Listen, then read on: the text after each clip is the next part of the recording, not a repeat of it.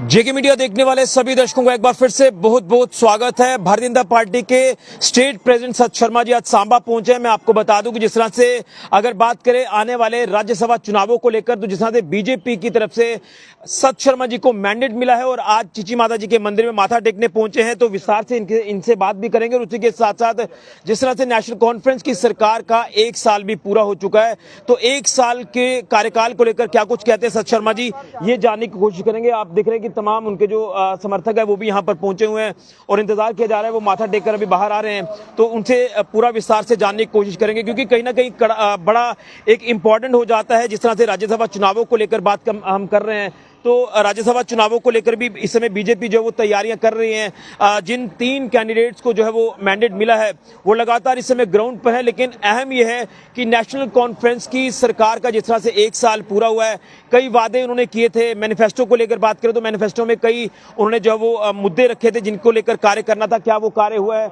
ये तमाम चीजें जानने की कोशिश करेंगे। अब पहुंच चुके हैं सत शर्मा जी, जिस तरह से माता रानी के दरबार से वो बाहर आ रहे हैं, तो उनसे हम जानने की कोशिश करेंगे। आप तस्वीरें देख सकते हैं और उनसे एक मैसेज जो वो जरूर लेने की कोशिश करेंगे, क्योंकि बड़ा इंपॉर्टेंट है। मैंने जैसे कहा कि राज्यसभा चुनाव जो वो पूरी तरह से सर पर हैं और उसी के साथ साथ यहाँ पर जो है वो तमाम अब जो है वो जिस तरह से आप देख रहे हैं कि तमाम जो कार्यकर्ता है भाजपा के वो भी यहाँ सांबा में पहुंचे हुए हैं और उसी के साथ साथ यहाँ पर माथा टेकने वो पहुंचे थे, तो उनसे जानने की कोशिश करते हैं कि क्या उनका कहना है। जैसे मैंने कहा कि कल ही सीएम उमर अब्दुल्ला ने एक प्रेस ब्रीफ किया। प्रेस ब्रीफ में उन्होंने अपने सरकार की जो उपलब्धियां हैं वो भी गिनवाई हैं और कहीं ना कहीं जो कार्य नहीं हुए हैं उसको लेकर भी उन्होंने बात की है। और ये भी मैं कहना चाहता हूं कि केंद्र के पाले में कहीं ना कहीं उन्होंने गेंद डालने की कोशिश की है, तो सत शर्मा जी से जानने की कोशिश करेंगे कि उनका क्या कहना है। कि सर मैं सर आपसे जानना चाहता हूं, नेशनल कॉन्फ्रेंस की सरकार का 1 साल का कार्यकाल पूरा हो रहा है सर, इस कार्यकाल को किस तरह से देख रहे हैं, क्या कुछ कहना चाहते हैं? देखिए, सब जानते हैं 1 वर्ष के अंतराल में नेशनल कॉन्फ्रेंस के माध्यम से अगर हुआ है तो सिर्फ ट्रांसफर्स हुई, अगर हुआ है तो एलिवेशंस हुई हैं। एक्सीएन से एससी बने, एससी से चीफ इंजीनियर बने और लगातार से वो कार्य हुए हैं जो इस प्रदेश के हित के लिए नहीं थे। और आज वातावरण देखिए, पिछले दिनों में बरसातें हुई, लोगों को पानी की समस्या थी, बिजली की समस्या थी। जो मैनिफेस्टो के ऊपर उनको कार्य करना था उस मैनिफेस्टो के ऊपर कार्य नहीं हुए। लोगों को गैस सिलेंडर नहीं मिले, अनएम्प्लॉयमेंट दूर करने का उनका प्रयास था, वो भी उसमें सफल नहीं हुए। आप ये मानकर चलिए कि एक विफल सरकार का 1 वर्ष विफल रहा। और मैंने पहले भी कहा था कि हम लोग असेंबली के माध्यम से पहले और उसके बाद सड़कों पर आकर मुख्यमंत्री से हिसाब मांगेंगे। 1 वर्ष क्या कार्य उनके माध्यम से हुए हैं उसके बारे में रिपोर्ट उनके माध्यम से आनी चाहिए। लेकिन वो गेंद कहीं ना कहीं केंद्र के पाले में डालते नजर आ रहे हैं, वो एलजी सरकार पर कुछ बातें थोपते नजर आ रहे हैं। और कहीं ना कहीं एक सवाल कल भी उनसे पूछा गया कि जो उन्होंने कमिटमेंट की थी डेली वेजेस को लेकर, तो कोई भी उनकी तरफ से जवाब जो वो डेली वेजेस के मुद्दे पर नहीं आया। मैंने कहा कोई भी कार्य उनके माध्यम से नहीं हुआ। 88% बजट उनके पास है, 12% बजट एलजी साहब के पास है। एक छोटा सा डिपार्टमेंट है लॉ एंड ऑर्डर, जिसकी रिक्वायरमेंट डेवलपमेंट के कार्यों में कहीं जरूरी नहीं है। क्या उनको डेवलपमेंट के कार्यों के लिए कुछ कार्य नहीं करने चाहिए थे? लोगों को बिजली की समस्या, लोगों को पानी की समस्या, लोगों को की अनएम्प्लॉयमेंट जो है बच्चों की दूर करना और डेली वेजेस को ही लेकर, जैसे आपने विषय जो है मेरे सामने रखा, डेली वेजेस को ही लेकर। और इस असेंबली में हम लोग उनको घेरेंगे कि क्या कार्य उनके माध्यम से होने चाहिए और क्या कार्य उनके इस 1 वर्ष के अंतराल में हुए हैं। मानकर चलिए इससे बड़ी विफल सरकार जो है वो कोई नहीं हो सकती। सर, राज्यसभा के चुनाव सर पर हैं और आपने भी तैयारी जो है वो ग्राउंड पर पूरी तरह से करना शुरू कर दी है और आज आप माता रानी का आशीर्वाद लेने भी पहुंचे थे, चीची माता जी का। तो इस राज्यसभा चुनाव को किस तरह देख रहे हैं? क्या भारतीय जनता पार्टी के लिए एक बड़ी चुनौती जरूर होगा ये चुनाव? ये ठीक कहा गया। भारतीय जनता पार्टी ने 3 कैंडिडेट्स उतारे हैं, तीनों नोटिफिकेशंस के लिए एक अली मीर हैं, हमारे कश्मीर से हैं, राजौरी पुंछ से राकेश महाजन जी हैं और मुझे जम्मू से मौका मिला है। दोनों खित्तों को और लगभग प्रदेश पूरा कवर करने की हम लोगों ने कोशिश की है। आप मानकर चलिए कि भारतीय जनता पार्टी 24 तारीख को एक नया इतिहास बनाएगी।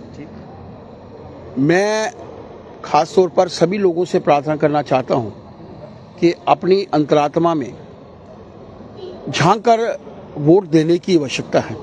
आज के संदर्भ में जब मैं बात करता हूं, लोग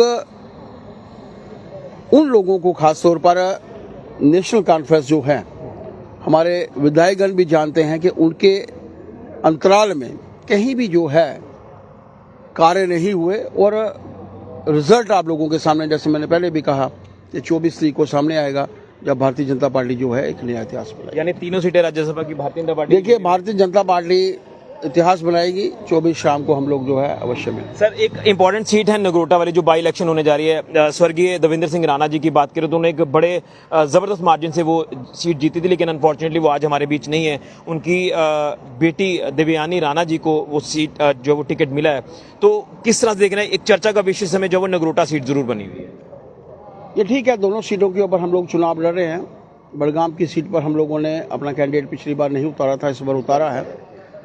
देवयानी जी को पार्टी की हाईकमान ने सीट दी है, सबने मिलकर ये तय किया था। और आप ये मानकर चलिए कि नगरोटा सीट तो भारतीय जनता पार्टी जीत चुकी है लगभग, और हम लोग कार्यकर्ताओं के बीच में भी है। सभी विधायकगण को बताया गया है कि 25 तारीख के चुनाव, जो 31 तारीख का इस असेंबली का जो सत्र है ख़त्म होने वाला है, उसके बाद 11 दिन वहीं पे प्रवास करेंगे। पार्टी के सभी प्रमुख कार्यकर्ता भी अलग अलग बूथ स्तर के ऊपर, हर कार्यकर्ता को बूथ स्तर के ऊपर जिम्मेवारी मिलेगी। और वैसे ही हम लोग बड़गाम की सीट पर भी इस बार हम लोगों ने अपना कैंडिडेट उतारा है, और ये मानकर चलिए भारतीय जनता पार्टी भरसक प्रयास करेगी दोनों सीटों के ऊपर जीत दर्ज करने की, और इस बार हमारे प्रयास जारी रहेंगे। लोगों ने भी मन बनाया हुआ है, आम जनता ने भी मन बनाया हुआ है कि इस बार नेशनल कॉन्फ्रेंस को वोट नहीं देंगे। यानी पूरा विश्वास जो वो लोगों का आपको लग रहा है कि बना रहेगा? लोगों का विश्वास नेशनल कॉन्फ्रेंस के ऊपर नहीं है, वो विश्वास हम लोग जीतने की कोशिश कर रहे हैं, करेंगे। लोग भी जानते हैं सबका साथ, सबका विकास, सबका विश्वास और सबका प्रयास। इसी मूल मंत्र के साथ भारतीय जनता पार्टी चल रही है। इसी मूल मंत्र को लेकर प्रधानमंत्री जी कार्य कर रहे हैं, और इसी मूल मंत्र को लेकर हमारी ये टीम भी काम कर रही है। और आज माता जी के, चीची माता जी के चरणों में हम लोग खड़े हैं, अपने विधायक जी के साथ, पूर्व जिलाध्यक्ष जी के साथ, और पार्टी के सभी प्रमुख कार्यकर्ताओं के साथ। हमारे डीडीसी मेंबर्स भी हैं। इन सब को लेकर हमने माता जी से आशीर्वाद मांगा है। लोग जो हमारे राज्यसभा के चुनाव हैं उनके लिए भी, और हमारी इन दोनों सीटों के लिए भी। दरबार मूव को लेकर भी एक ऐतिहासिक कदम जो उठाने का प्रयास किया जा रहा है सर। थैंक यू सर, इस पे एक रिएक्शन जरूर चाहिए, क्योंकि जो भी सरकार ये फैसला लेने जा रही है सर। करेंगे।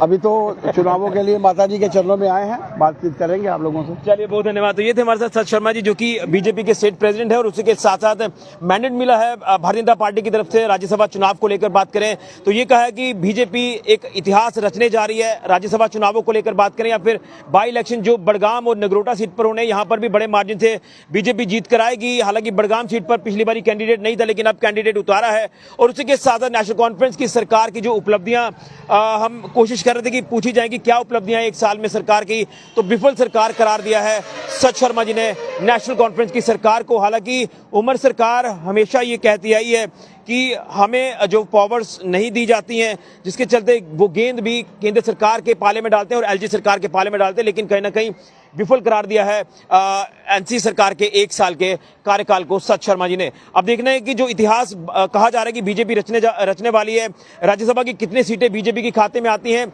और नगरोटा सीट को लेकर बात करें तो वो जीत कहीं ना कहीं निश्चित नजर आ रही है, जिस तरह से सत शर्मा जी का कहना है।